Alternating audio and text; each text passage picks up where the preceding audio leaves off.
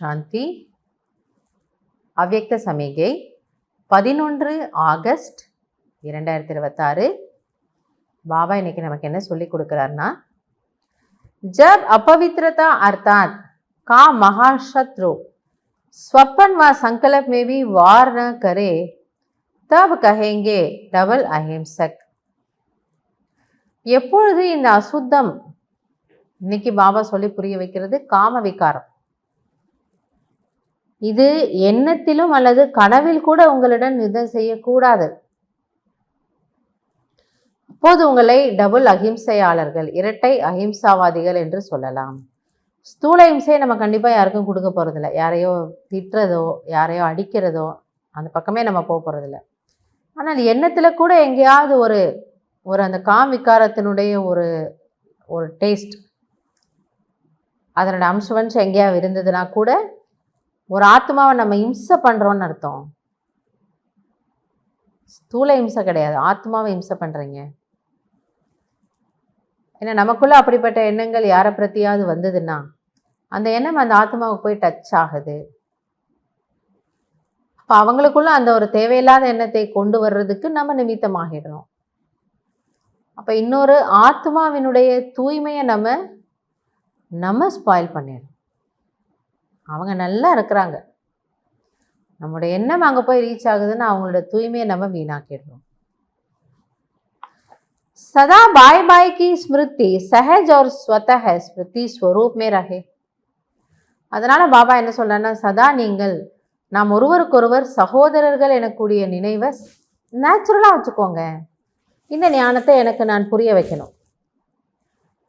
நான் ஆத்மா, நான் பிதா பரமாத்மாவுடைய குழந்தை. என் வீட்டில் இருக்கிற அவர் கணவரும் என்னுடைய மனைவியோ அவரும் அவருடைய குழந்தை, அந்த ஆத்மாவும்.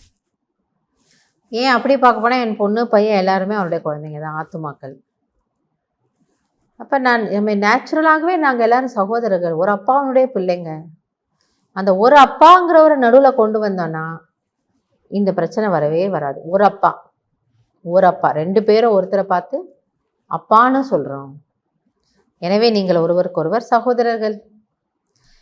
कभी अपनी संपूर्ण सतो प्रधान स्टेज से नीचे गिरकर अपना घात नहीं करना. எனவே ஒரு பொழுதும் நீங்கள் தன்னுடைய சம்பூர்ண சத்தோ பிரதான நிலையிலிருந்து கீழே இறங்கி தன்னை அழித்து கொள்ளாதீர்கள். அப்பனா காத் அப்படின்னா தற்கொலை, சூசைட். அவங்களே போய் கீழே குதிச்சு உழுந்து செத்து போயிடுறாங்க.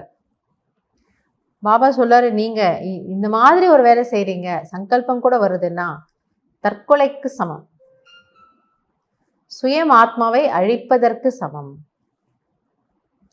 आत्मा के असली गुण स्वरूप और शक्ति स्वरूप से नीचे आना अर्थात विस्मृत होना.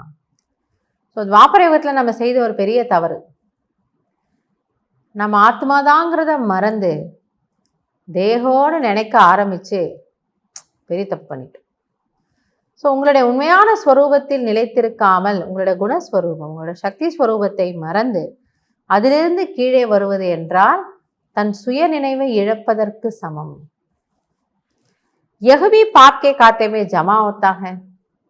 பாபா சொல்றதை பார்த்தா நம்ம முழு நாள் பாவம் தான் செய்துட்டு இருக்கிறோம்.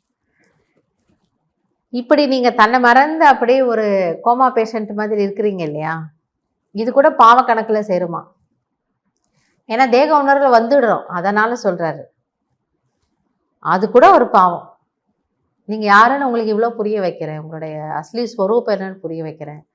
மறுபடியும் நீங்க இதெல்லாம் மறந்து நான் சேத்துல தான் போய் நிற்பேன்னு சொல்றீங்க பார்த்தீங்களா? இது ஒரு பெரிய பாவம்.